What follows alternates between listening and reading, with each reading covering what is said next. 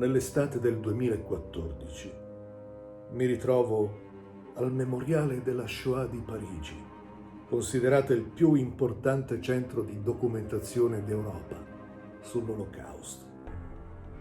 Tante foto, tanto orrore. È documentata la follia umana. Nella sala con la fiamma sempiterna, dove sono custodite le ceneri umane raccolte in diversi campi di concentramento, è inchiodata la facciata di una baracca di legno. Viene da un lager nazista. Alcuni visitatori aprono la porta.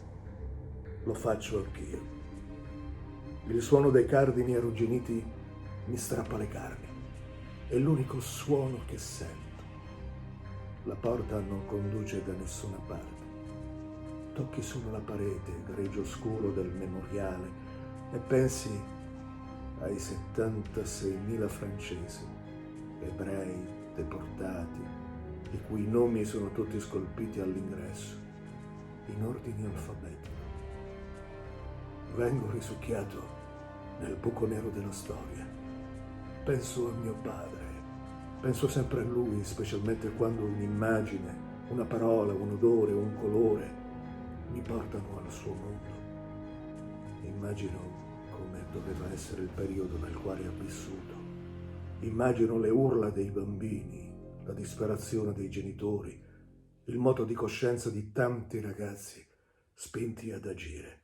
Sento nell'assordante silenzio lo sferragliare dei treni che partono carichi di uomini, donne, vecchi, bambini, con destinazione Auschwitz, Birkenau, Dachau, Treblinka.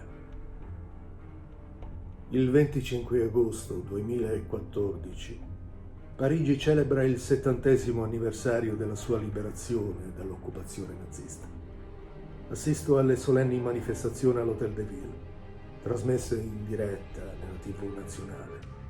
Vedo le mostre, i vecchi filmati, la rivolta del popolo, il tributo dei parigini a chi ha combattuto contro l'oppressore.